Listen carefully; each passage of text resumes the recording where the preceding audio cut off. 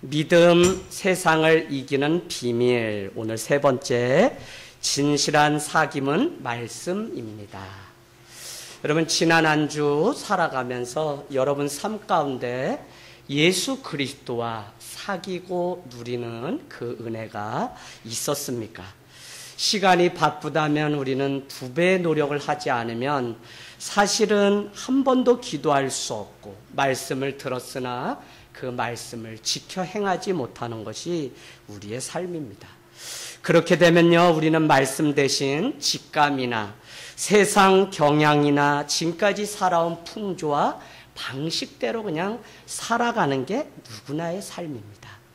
일을 결정하고 시작할 때 말씀이나 기도가 먼저 되지 않으면 우리는 주님을 먼저 만나는 것이 아니라 사람을 먼저 의지하고 사람이 좋다고 하는 그것에 우리가 미혹되어 넘어질 때가 있다는 것입니다. 더욱이 하나님께 인정받는 신앙이 아니라 사람에게 인정받으려고 우리는 갑절의 노력을 하지만 그것도 우리에게 기쁨이 없는 것을 우리는 보게 돼요. 그래서 주님과의 사귐이 너무 중요하고요. 그 안에서 누리는 신앙이 될 때 우리는 비로소 살아있는 생동하는 신앙이라고 우리는 부릅니다.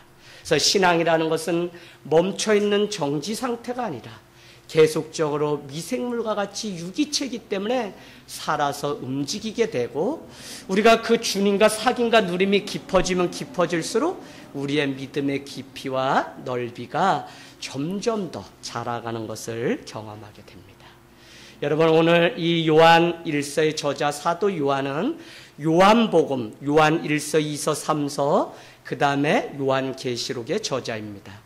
이방인들에게 예수 그리스도가 누구신지를 전하기 위해서 당시 풍조였던 헬라 철학, 특별히 오르겐과 같은 교부들은 당시의 철학과 문화를 이용해서 기독교의 복음을 전하려고 애썼다면 오늘 사도 요한도 헬라 철학에 빗대어서 오늘 복음을 전했다는 것입니다.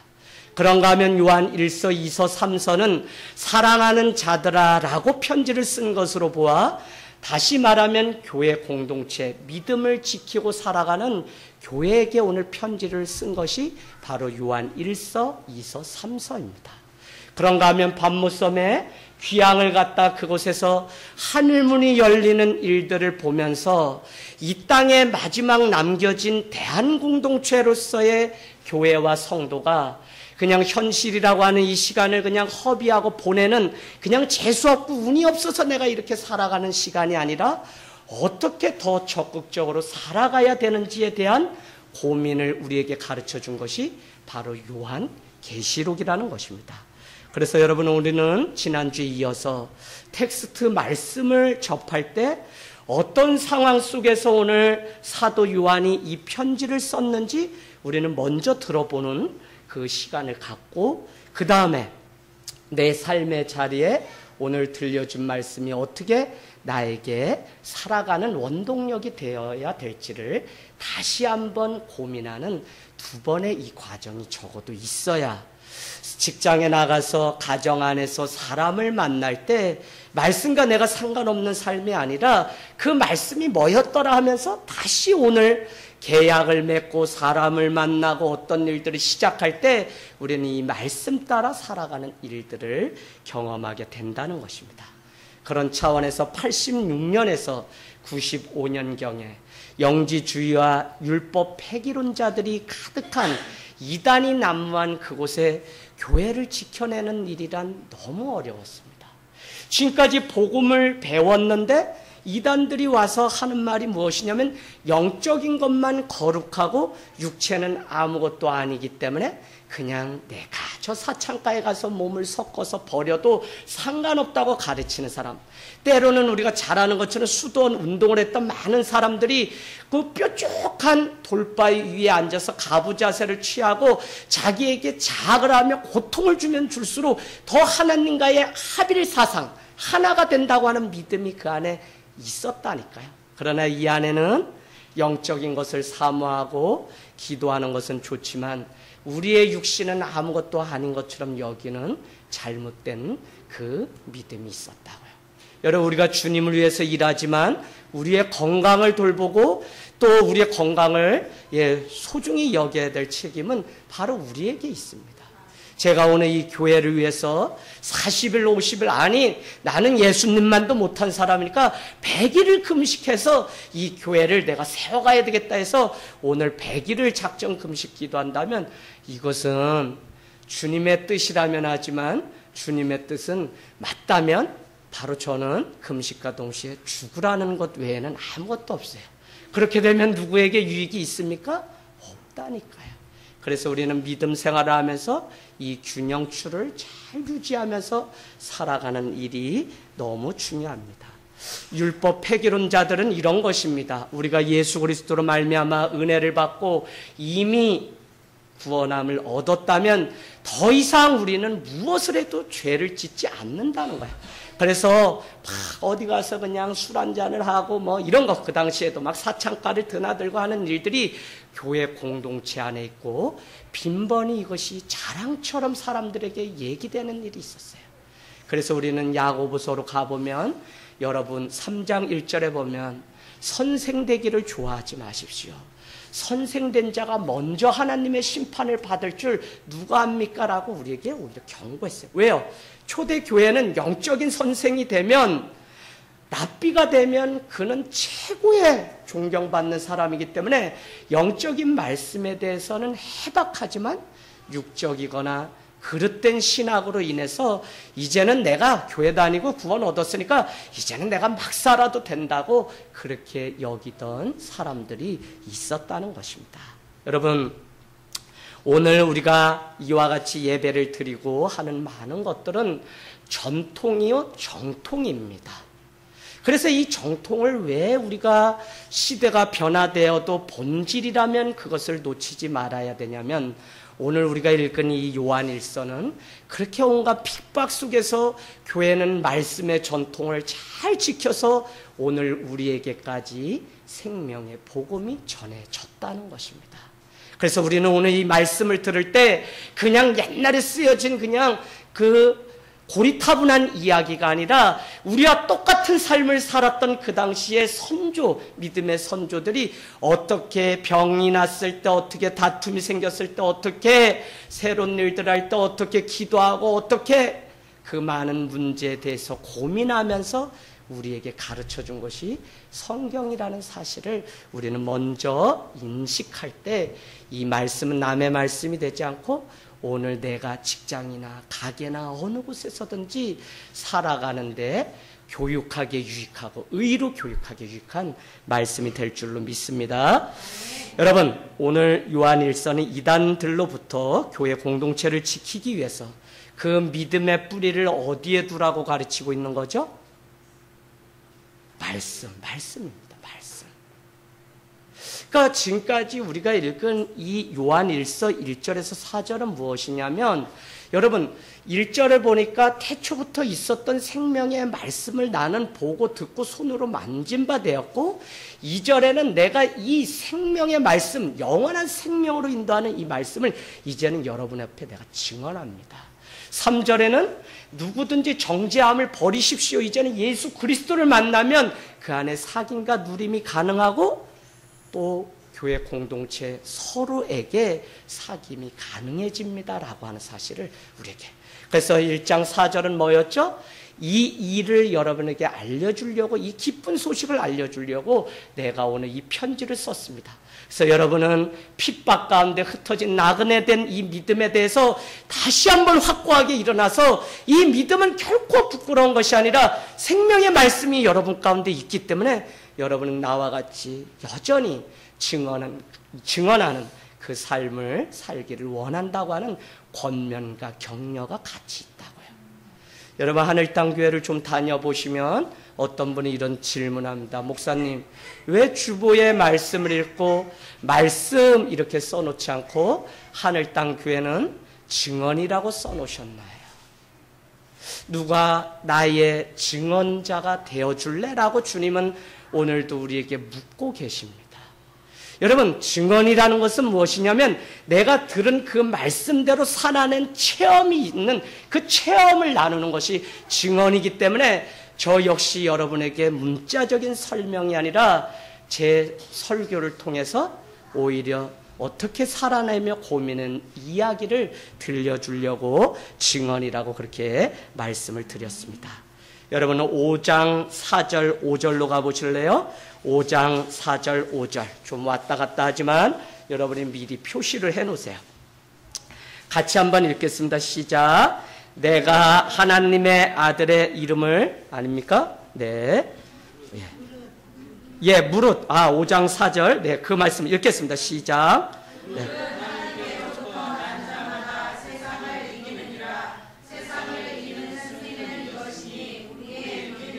아멘. 21절도 읽어주세요. 시작.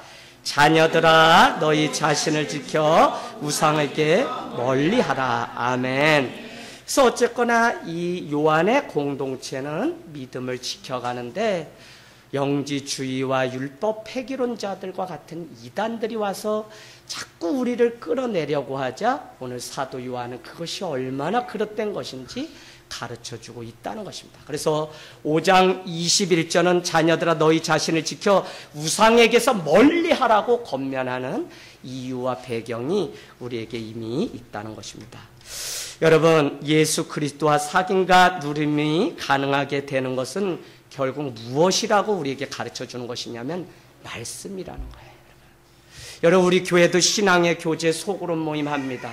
그러나 여러분, 말씀 가지고 하지 않으면 넋두리하는 시간에 불과해요. 오늘 이 예배 시간을 통해서 말씀을 먹고 세상으로 가지 않으면 여러분, 한 주 우리는 너무 가난한 삶을 살아요. 이건 뭐 먹어라가 아니라 내 스스로가 보면 그냥 세상에서 헐벗고 굶주리고 정말 이런 삶을 살다가 다 깨져서 교회 앞에 오지만 위로를 받으러 올 뿐 증언할 내용이 우리에게 하나도 없는 것을 우리는 보게 됩니다. 그래서 여러분, 소그룹도 또 우리의 신앙의 교제도 너무 중요한데 여러분이 이제는 좀 변화되셔야 되는 게 무엇이냐면 복음 앞에 내 자신을 세우지 않고서야 어떤 문제가 해결될 수 있겠어요? 없다니까요, 여러분. 그래서 오늘 다시 한번 여러분이 시작하기는 복음 앞에 내가 겪고 있는 많은 문제들을 가지고 좀 나와서 주님 앞에 해결 안 받고 자신을 비추는 그 은혜가 있기를 원합니다. 말씀이 없으면 10중 8구 우리 생각과 느낌 따라 우리는 살아갈 수밖에 없습니다. 다시 세상 속으로 나가고 다시 사람을 만나고 다시 가정 속으로 돌아가지만 왜 매일 똑같은 문제의 연속이냐? 복음은 다른 사람에 대해서 말하는 것이 아니라 이 말씀을 듣고 난 당신에게 하는 말씀이기 때문에 내가 오늘 복음 가운데 세워지지 않고서는 어느 곳에도 평안도 기쁨도 누릴 수 없다는 사실을 우리가 깨달아야 돼요. 여러분, 이거 좀 이해하시겠어요? 어려워요, 말씀대로. 여러분, 하늘땅교회가 어떻게 굴러가시는지 아세요? 어떻게 굴러갈 것 같으세요? 우리 이경학 목사님하고 우리 송재성 목사님 어떻게 지금 이렇게 계시냐면 절대로 성도가 뭐라고 하든지 다투지 말고 싸우지 말고 그냥 문제가 있을수록 기도하자 이러면서 우리가 가는 거예요. 그 이야기는 무엇이냐? 여러분, 주님의 마음으로 우리가 죽고 또 죽자는 각오로 목회를 하는 거지. 여러분, 사회 나가보세요. 지금 다 시내에 아파트가 뭘로 다 돼 있어요? 폭발물로 보여요. 왜요? 사람들이 다 화났어요. 막 소장님도 얼마나 막 아파트 입구 들어가는데 화를 내는지 몰라요? 막 화를 낸달까요? 세입자한테 막 주인이 화를 내요. 또 부모가 자녀에게 화를 내요. 여러분, 그러나 복음은 내가 죽어야만 그 안에 평강과 은혜가 우리에게 있다는 것입니다. 이것을 위해서 세계 열방에 가서 복음을 전한다고 하지만 그것이 얼마나 자기를 죽고 죽는 그 길로 가야만 되는 것인지 우리는 아셔야 된다는 것입니다. 여러분, 생명의 말씀을 사랑하고 생명의 말씀으로 돌아가야 됩니다. 우리는 선악을 분별해야 하는데 그러려면 날마다 신령한 젖을 먹고 장성한 사람이 되어야 됩니다. 아버지가 어머니가 말씀으로 세워져야 가정을 지킬 수 있고 내가 말씀으로 심겨져야 세상이 무너지지 않는 세상 속의 거룩함을 지키며 살 수 있고요. 교회가 세상을 무엇으로 이길 수 있습니까? 바로 오늘 요한일서는 태초부터 있었던 생명의 말씀을 가지기 전에는 우리가 승리할 방법이 없다는 것입니다. 그래서 요한일서를 끝까지 가보면 세 가지를 같은 것으로 보는데 여러분은 미리 좀 아시면 좋겠습니다. 말씀, 다른 한 가지는 말씀은 이퀄 하나님의 사랑이라고 계속 이야기합니다. 하나님의 사랑인 동시에 결국 뭐라고 얘기하죠? 세상을 이기면 이것이니 우리의 믿음이라고 이야기합니다. 그러니까 말씀이 있다는 것은 사랑이 있다는 것이고 믿음이 있다는 증거입니다. 그래서 여러분 많은 예배를 드리고 우리가 주님 앞에 또 나와서 이렇게 피곤함을 쫓으면서 줄 예배를 드리는 이유가 무엇이냐면 말씀이 생명이 되어 우리 가운데 오신 예수 그리스도를 경험할 때 우리는 비로소 다시 거듭난 인생을 살아갈 수 있는 줄로 믿습니다. 요한 1서는 창세기가 말하는 것처럼 하나님이 태초에 세상, 천지를 창조했다고 하는 그 세상의 개념을 그냥 창조물로서 거룩하고 긍정적인 의미의 세상을 말하지 않습니다. 요한일서는 우리가 계속 읽어보면 세상을 이기면 이것이니 할 때 세상은 무엇이냐면 예수 그리스도를 대적하고 믿지 않는 그 어둠 속에 갇힌 세상을 이야기하기 때문에 그 세상을 이길 수 있는 방법은 말씀과 믿음과 사랑 외에는 없다는 거예요. 여러분 2장으로 넘어가 보시면 벌써 무슨 말씀이 있냐면 내 형제를 사랑한다고 하면서 내 형제를 미워하면 너는 거짓말하는 자다라고 말씀해요. 왜요? 그 안에 어둠이 있다는 것입니다. 그래서 여러분 이 말씀을 우리가 눈여겨서 잘 따라가면 사실 내 얘기고 내 삶에 적용할 이야기가 얼마나 많은지 우리는 다시 보게 됩니다. 오늘 저는 말씀을 전하면서 우리를 살리는 것은 아니 성도와 목회자를 살리는 것은 오직 말씀이라는 믿음이 생깁니다. 기도 역시 말씀 가지고 하는 것입니다. 그래서 말씀이 우리 가운데 반석이 돼야 됩니다. 왜냐하면 말씀으로 지어진 우리기에 말씀만이 생명입니다. 이것을 알기 때문에 초대교회는 날마다 떡을 뗄 뿐만 아니라 사도의 가르침을 따라서 사는 훈련들이 날마다 있었다는 것입니다. 여러분 우리는 오늘 스스로 말씀도 먹지만 오늘 사도된 목회자들을 통해 아니 여러분을 사도로 세웠기 때문에 이제는 여러분도 받은 은혜를 가지고 직장으로 가서 나누는 그 삶의 자리까지 가야만 우리가 온전한 종교개혁의 후예로 사는 것이지 누가 떠 먹여주는 것 가지고만 살면 우리는 마를 수밖에 없습니다. 여러분 말씀과 기도에 전무하라고 가르쳤던 초대교회의 그것이 괜한 것이 아닙니다. 말씀대로 살지 못하면 그것 때문에 우리는 역사적으로 보면 대제사장을 찾았던 시대, 구약의 시대를 보고 말씀대로 살지 못하면 캐톨릭의 신부에게 찾아가서 고해성사를 했던 것들을 보게 돼요. 그 내용은 단순하죠. 내가 발로 죄를 지었습니다 하고 비둘기를 가져가면 대제사장이 비둘기의 발을 꺾어버립니다. 여러분 내가 입으로 죄를 지었습니다 하면 그 입 부리를 꺾어버립니다. 이것이 종교개혁 당시에 캐톨릭으로 와서 이렇게 이야기되는 것입니다. 내가 죄로 죄를 지었습니다. 입술로 죄를 지었습니다. 하고 작은 창고 안에 있는 신부님한테 고해성사를 하면 당신의 입술로 다른 사람을 10시간이면 10시간 축복하고 오십시오. 이런 미션을 주세요. 오늘날도. 내가 남에게 거짓말을 했습니다. 그러면 자매님, 베드로 자매님, 어디 가셔서 당신이 다른 사람을 기쁘게 하는 금전적으로 피해를 입혔습니다. 그러면 가난한 곳에 가서 10만 원을 헌금을 하고 오십시오 하고 구체적으로 그 제시를 해요. 그런데 우리는 그렇게 믿어요? 그렇지 않아요. 우리는 종교개혁의 개혁 전통의 후예들은 누구든지 예수 그리스도를 만날 수 있기 때문에 우리의 죄악이 생기면 말씀의 거울 앞에 비춰봐서 문제이면 우리는 그 자리에서 하나님 죄송합니다 하고 우리는 회개를 하게 돼요. 그래서 여러분 목사님 구원을 얻었지만 또 죄를 지면 우리 어떻게 하나요? 그때마다 하나님은 우리를 미쁘시고 의롭게 여기셔서 우리를 죽이는 것이 아니라 우리를 다시 살리신다니까요.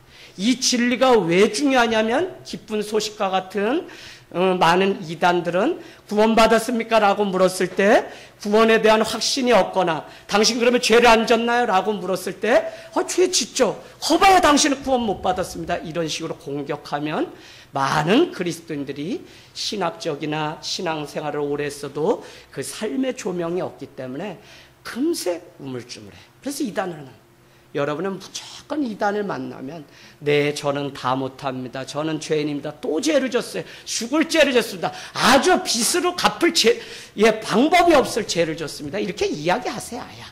그러나 뭐라고 말씀하시면 되냐? 그럼에도 불구하고 이 죄인을 위해서 예수 그리스도께서 십자가에 달려 돌아가심으로 이제는 다시 사는 은혜를 얻었습니다. 어제 했는데 또 죄를 졌는데요. 그래도 또 주님이 용서해 주시는 은혜를 입은 자가 저입니다. 이렇게 말씀하시대. 할렐루야. 무슨 이야기인지 좀 아시겠어요? 여러분 이 문제가 해결되지 않으면 이단이, 여러분 제가 말씀드렸나요? 지난주 계속 저녁 기도에 신천지가 이 앞에다 차를 대놓고 젊은이 2명이 와서 계속 생명의 말씀을 전한다는데 혼을 내서 보냈습니다. 근데 여러분 이들도 이제는 몰래 숨어서 기성교회나 한기총을 이렇게 비판하는 전단지를 꼽는 것이 아니라 이제는 자기들도 합법적인 기독교라고 생각하면서 어떻게 해요? 이제는 홍보를 하기 시작합니다. 그래서 팜플렛을 넣고 어디 몰래 접근이 아니라 현수막을 들고 주일이면 교회 가지 맙시다. 교회 다 썩었습니다 하는 것들을 들고 오산에도 건널목에 있는 것을 보면 우리가 어떻게 이단을 대처해야 될지 생각해 보게 됩니다. 여러분 오늘 태초에 있는 생명의 말씀 안에 사귐과 누림이 가능하다고 하는 이 기쁜 소식이 우리에게까지 왔기 때문에 저는 이것이 복음 유앙겔리온이라고 믿는 것입니다. 여러분 이 사귐과 누림이 다시 생각해 보세요. 가능하냐고요? 안 된다니까요. 거룩하신 하나님과 죄인된 우리가 어떻게 사귀고 누릴 수 있겠습니까? 남편에게 아내에게 숨기는 일만 있어도 한 입을 덮고 사는 게 힘든 게 우리 인간 안에 있는 양심이라는 것인데 어떻게 큰 죄를 범한 우리가 거룩하신 하나님 앞에 아버지라고 부를 수 있을까요? 그런데 복음은 오늘 그분과 우리가 함께 벗되며 친구 될 수 있다는 좋은 소식을 전해 주었다는 것입니다. 여러분 오늘 5절 말씀 가보세요. 너무 중요합니다. 우리가 그에게서 듣고 너에게 전하는 소식은 이것이니 곧 하나님은 뭐요? 빛이시라. 그에게는 뭐가요? 어둠이 조금도 없다는 것입니다. 여러분 혹시 지하방 생활 해보셨나요? 지하방 생활 해보신 분 손 들어보세요. 창피한 일 아닙니다. 예. 제가 지하방 생활을 자취를 15년을 했습니다. 별별 일 다 겪어요. 별별. 심지어는요 겨울에 가다가요 오줌을 누는데 이 술태배기 아저씨가 그냥 남의 지하방에 있는 창문에다 대고 막 그러면 그 소리에 깨가지고 막 물을 받은 적도 있고요. 그래가지고 막 화가 나가지고 나와서 돌을 그냥 눈에다 더가 뒤통수 한 대 맞고 또 숨고 그랬다가 혼난 적도 있고 그렇습니다. 제가 막 그래요. 제가 불의를 보면 못 참아서 어떻게 목회하는지도 모르겠어요. 여러분 이 지하방에 살아봐서 아는데 빛의 소중함은요 내 살아본 사람만이 압니다. 우울증이 그냥 오는 게 아니에요. 그냥 지하에서 어둠 속에서 살면 나도 모르게 마음이 칙칙해지는 게 자꾸 잠이 쏟아지면서 아무것도 하기 싫고 세상이 그냥 다 까무잡잡하게 느껴져요. 그래서 저는 오늘 이 말씀이 제 안에 더 확신 가운데 왔습니다. 내 인생이 언제 바뀌었나 했더니 그렇지 교회를 다니면서 빛 대신 주님을 만나게 되면서 내 인생이 이제는 보잘것없는 인생이 아니라 어떻게 얻은 인생으로 바뀌었다는 것입니다. 할렐루야. 그래서 여러분 하나님은 빛이시라는 것입니다. 그런데 더 놀라운 것은 빛이 있으면 거기에는 뭐가요? 어둠은 전혀 없습니다. 오히려 오늘 다음 절 6절은 너희가 빛 가운데 산다고 하면서 어둠을 행하면 그건 뭐라고요? 거짓말하는 것이라고 그렇게 이야기합니다. 아니 빛 가운데 내가 살면 빛이 내 삶 가운데 드러나는 것이지 야고보서가 말한 것처럼 내가 하나님의 자녀면 단물이 내 입술에서 나오는 것이 쓴물도 나오고 그러는 것이 아니라고요. 찬송이 나오는 것이지 저주가 왜 나와요? 아니라니까요. 근데 우리는 자꾸 속아요. 내가 빛의 자녀, 그리스도인을 경험했다고 하면서도 그리스도가 내 안에 충만케 채워지지 않기 때문에 어둠이 우리에게 짝을 하자고 찾아오는 것을 보게 됩니다.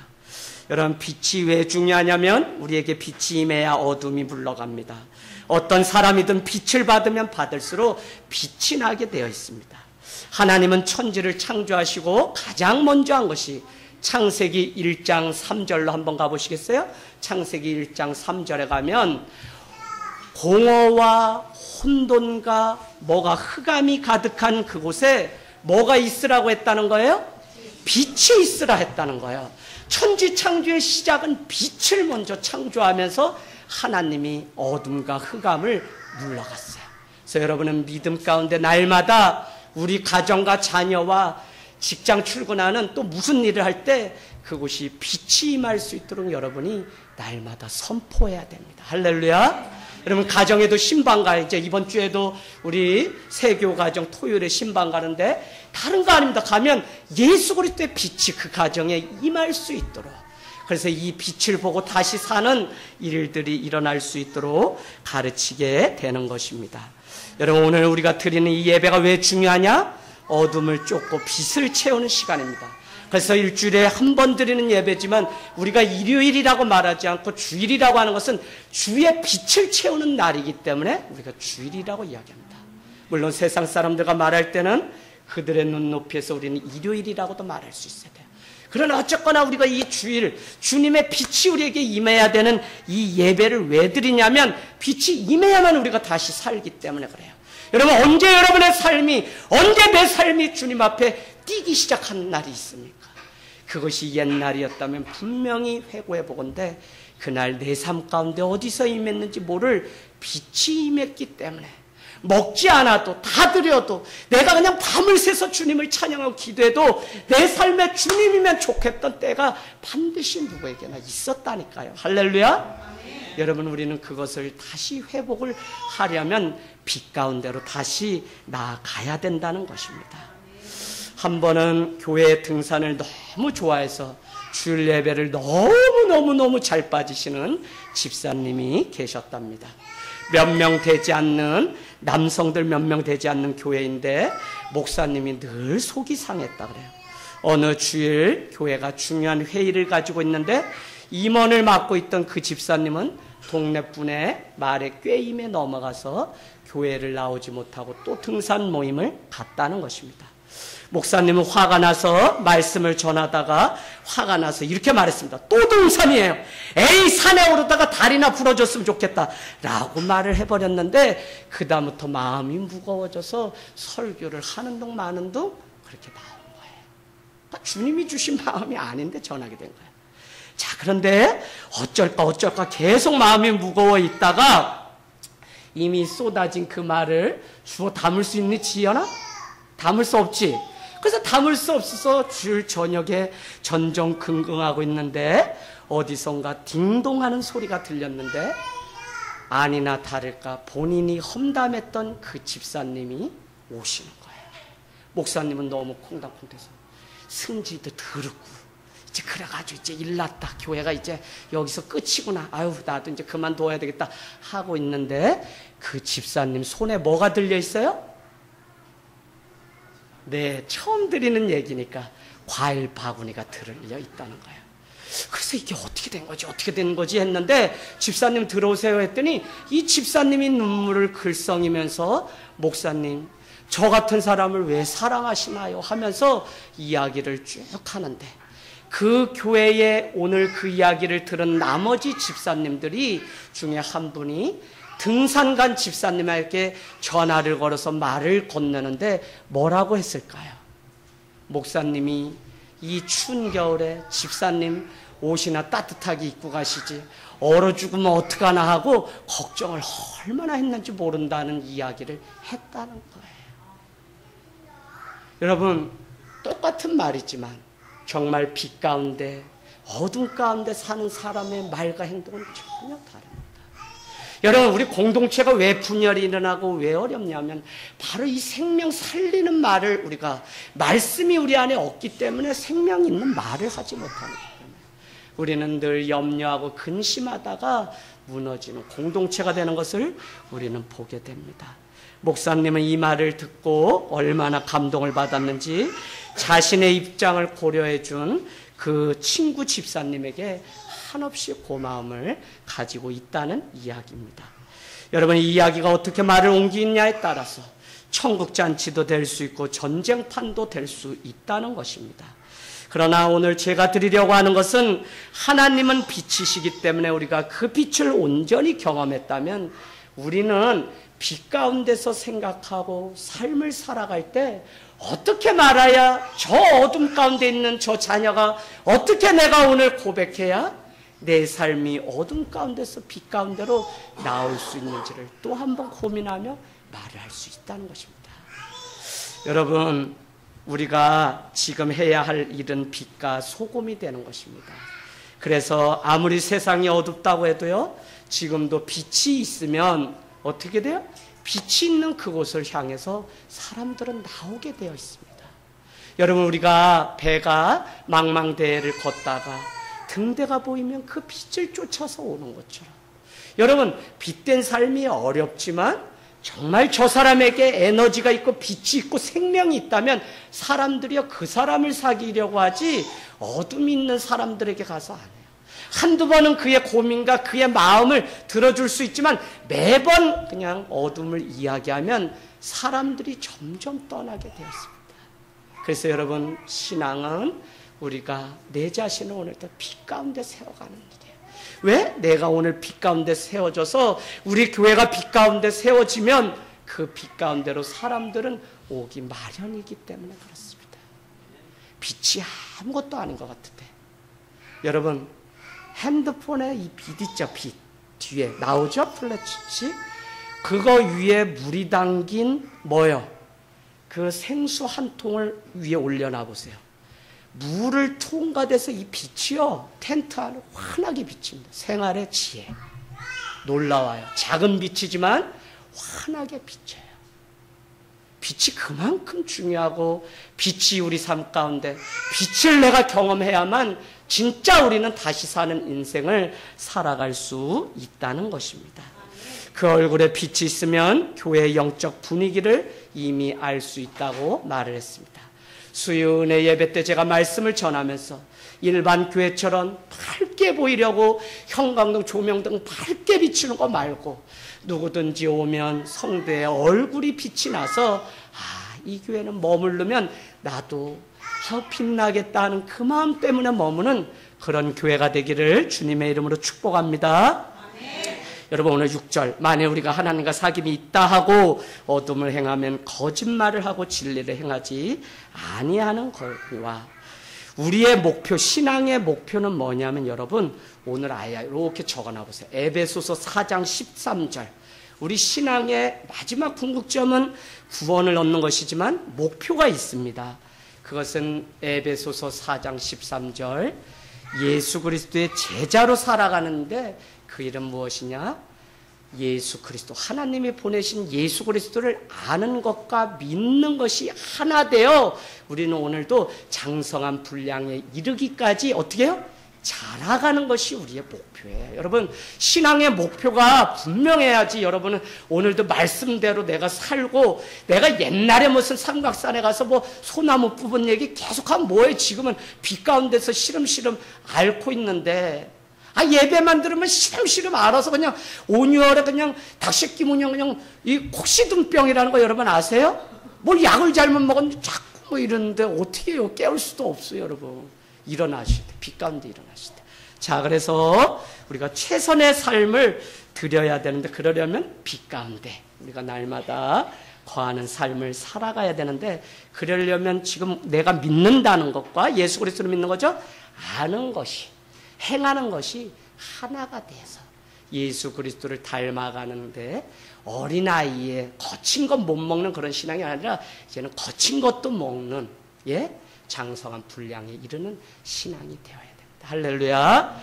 여러분, 그래서 우리는 우리 자신을 늘 돌보지 않으면 내가 그리스도인이요, 내가 교회 다니고 내가 빛 가운데 사는 것 같지만 순간 돌아보면 내가 어둠 가운데 있어요. 저는 그걸 다 고백해요. 목회서신에도 썼지만 아이고 조금만 기다려주면 우리 요 위에 딱 이렇게 가서 또 살림 그냥 설거지라도 시원하게 하려고 했더니 어쨌거나 뭐 봉 세우고 뭐 띠하고 또요 5톤짜리 트럭이 2대가 운동기구 실어서 옵니다. 여기 큰일 났어요. 우리 이제 무거운 거 이고 살게 생겼어요. 근데 어떻게 해요? 이 더위에 막 쓸고 해도 저 위에서 어떻게 해요? 다 막 스트리폼 날라오면 또 쓸고 또 어떻게 해요? 뒤에 그냥 좀 우리가 뭐 이렇게 주차도 하고 이래야 된다. 못 박힌 거 막 하니까 현수막으로 주차하지 마세요 하고 다 불편하다니까요. 그러나 여러분 어떻게 해요? 막 어둠이 여기에 막 와요. 그래가지고 아저씨랑 오늘 나타나기만 하면 한번 싸워야지 했더니 그만 먹었더니 아저씨 한 번도 오시지 않는 주인 아저씨가 매일같이 오시더니 오늘도 여기 와가지고 이거 나무하고 뭐하고 막 이렇게 하세요. 그래서 제가 고백인데 순간 어둠이 제 안에 찾아와요. 여러분 주의 종위에서 기도할 때 뭐 말씀 잘 전하게 많은 거 있는데 못된 승질머리나 좀 고칠 수 있도록 여러분이 기도해 주세요. 자꾸 승질이 이렇게 올라와가 죽었다니까 여러분. 그러면 또 그냥 신발 벗어놓고 여기 땀 흘리고 빙빙 돌면서 또 회개 기도하고 그리고 또 전도 나가면 또 사람들 만나고 그렇게 하면서 여러분 저희도 한 주를 보내는 겁니다. 사랑하는 여러분, 진리 가운데 우리가 그래서 거해야 됩니다. 이 말씀 가운데 갈 때 우리는 빛 가운데 거할 수 있어요. 그래서 여러분 미리 한번 가볼까요? 8절에 가면 이런 말씀이 있어요. 우리가 만약이란 단어가 또 나옵니다. 오늘 요한 1서도 만약이라 그랬죠? 1서. 만일, 6절에 만일 이렇게 시작하죠? 8절에도 뭐라고 시작하냐면 만일로 시작합니다. if. 만일 내가 죄가 없다고 스스로 말하면 어떻게 하라고요? 스스로 또 죄인이라는 겁니다. 거짓말하는 거라는 거예요. 그래서 우리가 여러분 말씀의 거울 앞에 날마다 우리를 비춰봐야 됩니다. 그렇다면 우리가 어떻게 살아가라고 오늘 말씀은 우리에게 말씀하고 있습니까? 빛 가운데 거해야 된다는 거예요. 빛 가운데 거하지 않는 내 자신을 빨리 깨닫고 어둠이 내 가운데 찾아오는 이것을 빨리 찾아야만 우리는 그 어둠을 빛으로 이길 수 있다는 것입니다. 여러분 빛 가운데 거하기 위해서 예수 그리스도와 생명의 말씀으로 날마다 사귐과 누림을 하라는 것이 결국은 1장 1절에서 4절 내용이었습니다. 우리가 아침에 일어나서 큐티해요. 아이들도 하라고 하고 놓고서 저희도 가정도 늘 큐티합니다. 다른 건 몰라도 그냥 큐티 말씀은 어렵다고 이야기하면 또 재차 설명도 제가 해주더라도 아이들이 일어나서 큐티하고 왜 그러냐면 애들이 교회 온실 안에 우리 아이들 특히 목회자 자녀들은 갇혀 있어서요. 밖에 나가가지고요. 이게 어둠인지 빛인지도 잘 몰라요. 그래서 요새는 제가 우리 아들도 저기 오락기 하루 종일 만져보라고도 보내고 막 노래방 디스코 막 추면서 하는 것도 보내요. 가면요 뭐 똑같죠. 뭐 얼마나 땀 흘리며 춤추고 어제도 왔는지 어휴. 그런데 이 아이들이 그래서 빛이 중요하구나라는 사실을 또 깨닫는 과정 속에 있습니다. 여러분 우리가 빛 가운데 날마다 가려면 말씀으로 채워야만 빛이 충만해지고 어둠을 물리칠 수 있습니다. 그래서 자녀에게 부모가 물려줄 수 있는 신앙의 가장 중요한 것은 말씀으로 시작해서 말씀으로 하루를 마칠 수 있도록 어려서부터 훈련, 태어나는 게 아니에요. 계속 훈련을 시켜야만 이 아이들이 그래도 하게 돼요. 건성으로 하는 거 제가 다 알죠. 그래도 이 아이들이 일어나면 큐티책부터 짚고 그렇게 해요. 그래서 제가 뭘 안 하냐면 이게 되니까 그 다음부터는 가정예배는 생략해요. 여기서도 가정예배 아빠 말씀 듣고 뭐 집에 가서도 또 가정예배는 생략. 그냥 말씀 나눌 기회 있으면 계속 나누는 것으로 대신 하고 있습니다.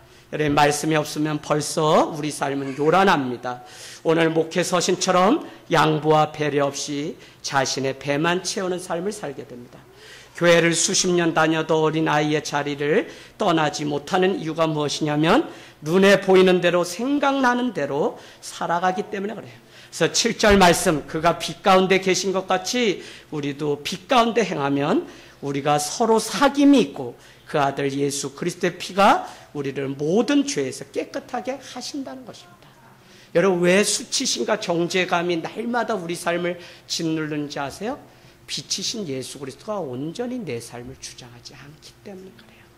저는 신앙생활을 하면서 상담을 비교적 많이 하고 전화로도 많이 오고 하는데 대부분 이 수치심에 갇혀서, 그래서 마음문을 열지 않으니까 어떤 사람과도 같이 대화가 더 이상 되지 않아요. 아니, 그거 예수 그리스도께서 이미 다 용서하셨다고요. 나만 정확히 주님 앞에 내가 바로 살기로 결정하면. 근데 자꾸 우리는 그 죄의 덫에 올무에 빠졌습니다.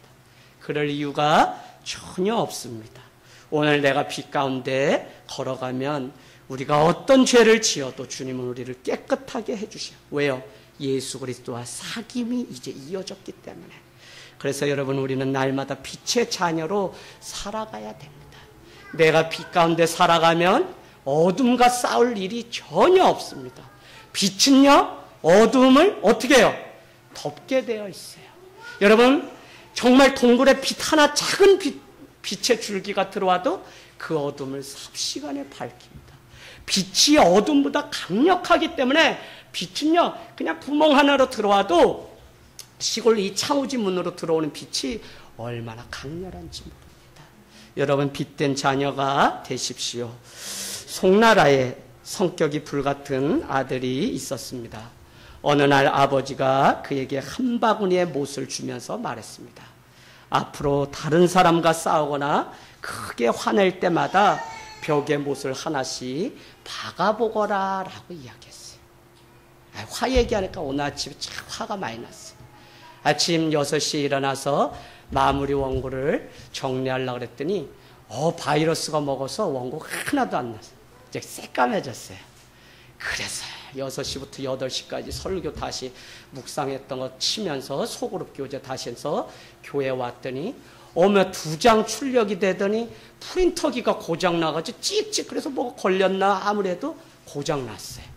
그래서 오늘은 그냥 내가 말씀 전해야 되겠다 이러고 있던 터에 이웃교회 가서 겨우 이 5장짜리 설교를 이렇게 출력해오고 주보를 출력해왔습니다. 아우, 순간 그냥 막아요. 어떻게. 예. 그래도 하죠. 어쨌거나 그 아들, 불같은 아들에게 못을 한 바가니 주었습니다. 첫날 아들은 화가 날 때 박으라는 못을 너무 화가 났는데 37개의 못을 박았어요. 하지만 시간이 지나면 지날수록 하루에 박는 못의 개수는 자꾸 줄어들었다는 것입니다. 그는 점점 자신의 기분을 조절하고 소통하는 방법을 배워나갔던 것이죠. 그리고 드디어 못을 하나도 박지 않는 날이 되자 아버지에게 말했습니다. 이젠 하루 동안 감정 조절을 잘했다면서 여기 있는 못을 내가 더 이상 박을 필요가 없습니다라고 말했어요. 그랬더니 아버지는 칭찬을 하면서 그동안 박았던 못을 빼오라고 말을 합니다. 그래서 그 아들은 못을 하나 둘 빼서 이렇게 아버지에게 다시 담아서 가져오게 됩니다. 여러분, 심각하죠? 이 내용은 지하철에 있는 읽을 거리에 나온 내용 제가 찍어왔습니다. 그러고는 아버지가 이렇게 이야기합니다. 시간이 흘러 벽에 박혔던 못을 다 뽑아오자 아버지는 구멍이 가득 나 있는 벽을 보면서 아들에게 말했습니다. 아들아, 못을 뽑아도 못이 박혔던 구멍은 그대로 있듯이 사람에게도 상처라는 것은 쉽게 지워지지 않는 것이란다 라고 말했다. 사람의 피부 중 주름이 제일 많은 곳이 어딘지 아세요? 입술이랍니다. 그만큼 말을 많이 한다는 뜻이겠지요. 오늘 여러분이 건넨 한마디가 누군가의 가슴에 구멍을 낼 수도 있는 말이고요. 아니면 여러분이 건넨 그 한마디의 말이 사랑과 격려를 통해 누군가의 인생을 다시 살게도 한다는 것입니다. 빛의 자녀가 되셔서 다른 사람을 살리는 태초부터 있었던 생명의 말씀 가지고 이제는 예수 그리스도와 사귐과 누림이 가능할 뿐만 아니라 빛 가운데 날마다 거해서 나를 만나는 사람이 날마다 빛을 보는 아름다운 간증이 쏟아지기를 주님의 이름으로 축복합니다.